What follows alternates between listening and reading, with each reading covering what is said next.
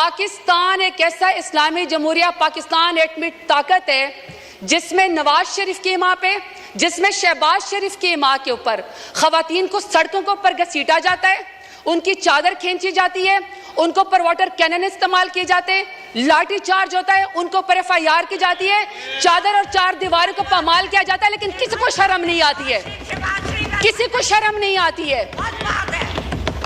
مجھے بتائیں اسپیکر صاحب، جو وزیر اعظم، جو نون لیگ 14 شہیدوں کا خون کر کے خواتین کے سر سے چادر اتار کے کرسی کے اوپر بیٹھی ہو، تو میں بتانا چاہتا ہوں نہ تمہاری کرسی رہے گی نہ تمہاری بیٹیوں کے سر کے اوپر چادر رہے گی۔ اگر کوئی منسٹر بنی ہے تو وہ عمران خان کے دور میں بنی ہے۔ میں سوال پوچھنا چاہتی ہوں اسپیکر صاحب ان کو چپ کرائیں۔ آرڈر ان دا ہاؤس محترمہ آپ بولیں۔ سب سے پہلے تو آپ یہ ویڈیو دیکھیں، اس کے بعد مزید بات کرتے ہیں کہ آپ میرے پروپوزر اور سکنڈر کو بھی اغوا کریں، آپ میرے گھر کا محاصرہ کریں، جب میں گھر سے نکلوں تو آپ میرے اوپر لاٹھی چارج کریں۔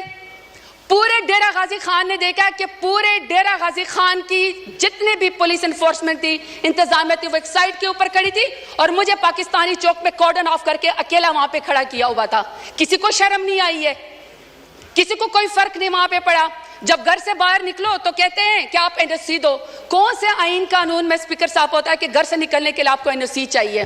باپ دادا نے مسجد بنوائی، نمازوں کے اوپر دروازے بند کر دی، کیونکہ یہ زرتاج گل کے گھر کے سامنے جو وہ مسجد ہے، وہاں پہ مارکیٹ تھی تو مارکیٹ کے دروازے بند کر دیے۔ انہوں نے کہا عید اور چاند رات کے اوپر بھی یہاں پہ کوئی خرید و فروخت نہیں ہوگی، کیونکہ شاید یہ اس مارکیٹ میں یہاں پہ زرتاج گل رہتی ہے۔ میرے خاندان کی خواتین اسپیکر صاحب شرعی پردہ کرتی ہیں۔ 10 دفعہ میرے گھر کے اوپر جب ریڈ کیا گیا، دروازے توڑے گئے، لاتے مار کے پولیس آئی، تو وہاں کے سارے وہ باپردہ خواتین گھر چھوڑ کے چلی گئیں۔ تو آپ کہتے ہیں کہ آپ کو سیاست کا حق ہے۔ مانتے ہیں ہم بینظیر بھٹو صاحبہ کی ہم عزت کرتے ہیں کیونکہ پہلے وزیر اعظم تھی خاتون، لیکن ایک دوسری بھی تو ہے نا جو ٹک ٹاک اور وزیر اعلیٰ جو کہتی ہے کہ خواتین میری ریڈ لائن ہے۔ ریڈ لائن کے بعد آپ یہاں پہ قائد اعظم رحمت اللہ علیہ کی تصویر کے سامنے محترمہ فاطمہ جناح کا ذکر کرتے ہیں۔ شکر ہے اسپیکر صاحب، اسپیکر کے محترمہ فاطمہ جناح کے جو اپوننٹ تھے نا وہ ہندو تھے، وہ انگریز تھے، وہ کچھ تو وزادار تھے۔ یہاں پہ وزاداری کا مجھے عالم بتائیں، یہاں پہ آپ مجھے وزاداری کا عالم بتائیں اسپیکر صاحب کہ قائد اعظم رحمت اللہ علیہ کے پاکستان میں بھی خواتین کو سیاست کی اجازت ہے۔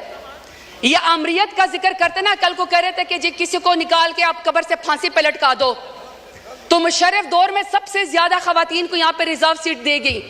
بدترین امریت کے اندر بھی خواتین کو سیاست کی اجازت تھی، بینظیر بھٹو کے دور کے اندر بھی خواتین کو سیاست کی اجازت تھی، عمران خان میرے لیڈر کی حکومت میں خواتین کو سیاست کی اجازت تھی۔ سب سے زیادہ پاکستان کی تاریخ میں اگر کابینہ میں کوئی منسٹر بنی ہے تو وہ عمران خان کے دور میں بنی ہے۔ میں سوال پوچھنا چاہتی ہوں اسپیکر صاحب ان کو چپ کرائیں۔ آرڈر ان دا ہاؤس محترمہ آپ بولیں۔ اسپیکر صاحب میں صرف سوال پر یہ کرنا چاہتی ہوں کہ جب نواز شریف کا دور آئے گا، جب شہباز شریف کا دور آ گیا، تو کیا خواتین کے اوپر سیاست کے دروازے بند ہوں گے؟ ہمیشہ ان کی کریکٹر اساسینیشن ہوگی؟ ہمیشہ ان کو جیلوں کے اندر ڈالا جائے گا؟ میں سوال پوچھنا چاہتی ہوں اسپیکر صاحب، میں سوال پوچھنا چاہتی ہوں کہ ریحانہ ڈار صاحبہ جو سیالکوٹ میں، جس کا تو 9 مئی سے بھی کوئی تعلق نہیں تھا، بیٹے کی سیٹ پہ الیکشن لڑنا چاہ رہی تھی، والدہ کی عمر کے ایک خاتون ہے، آپ نے یہاں پہ ایک بندے کو جتوانے کے لیے پولیس کے ذریعے اس کے گریبان میں ہاتھ ڈالا، آسمان بھی کانپا ہوگا۔ میں آپ سے پوچھنا چاہتی ہوں کہ آپ کو کون سی سیاسی برتری حاصل ہوگی ریحانہ ڈار کو آپ کو گھسیٹتے ہوئے اور اس کے گریبان میں ہاتھ ڈالتے ہوئے؟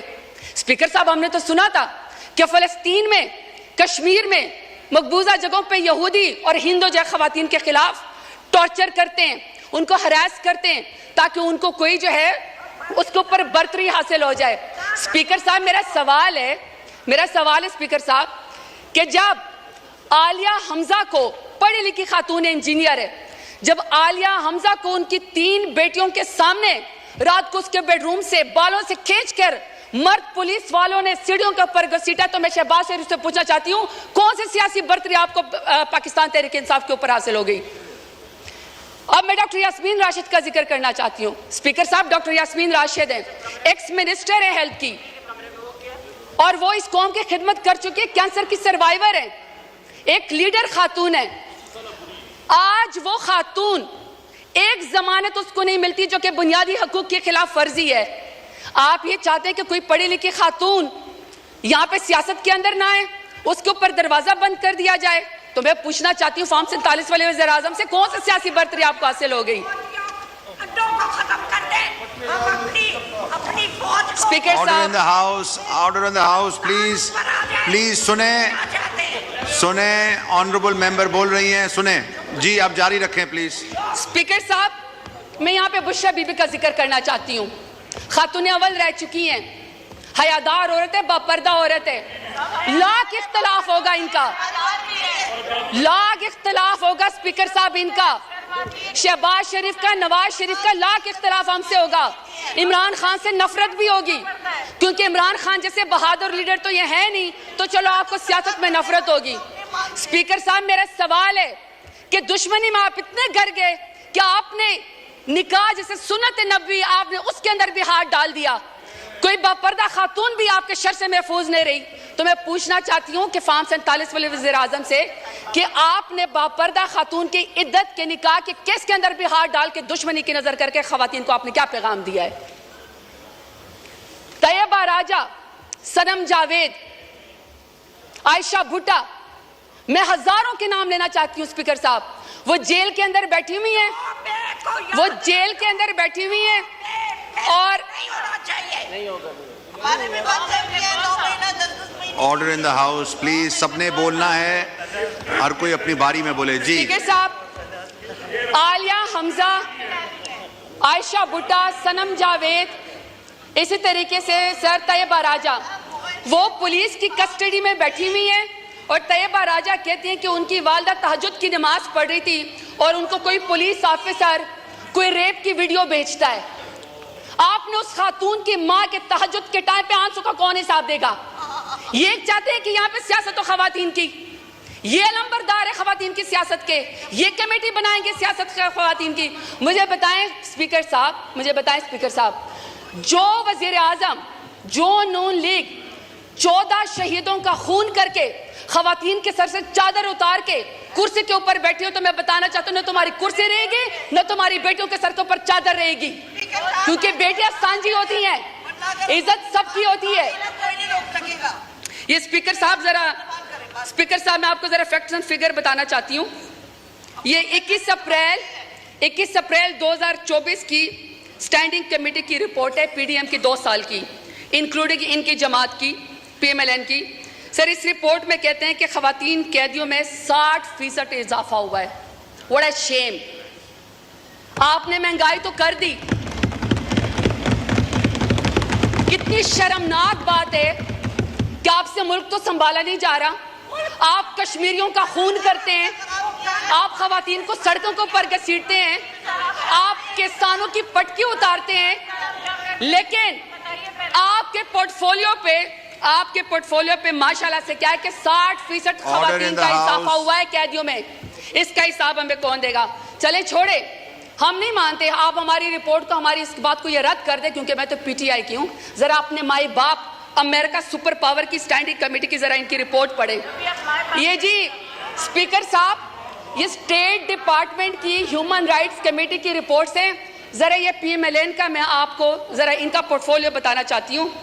वो कहते हैं इनकी नून लीग की पहली हुकूमत का खासा है अगवा, अबडक्शन, दूसरा है जाली मुकदमात, तीसरा है सियासी मुखालफिन का कत्ल, फिर है दौरे हरासत, जिस्मानी रिमांड, फिर है सियासी कारकुनान को हरासा करना, जमानत मिलने के बावजूद दोबारा गिरफ्तार करना, जजों पर इंसाफ न करने के लिए उनके वीडियोस बनाना, शहरियों की जिंदगी को में गैर कानूनी तौर पर मुदाखलत करना, सहाफियों को सच बोलने से रोकना, एहतजाज और नकलो हरकत को रोकना, सियासी सरगर्मियों से ताकत के जोर पर रोकना, और माशाल्लाह रिश्वत, भत्ताखोरी और अकरबा परवी।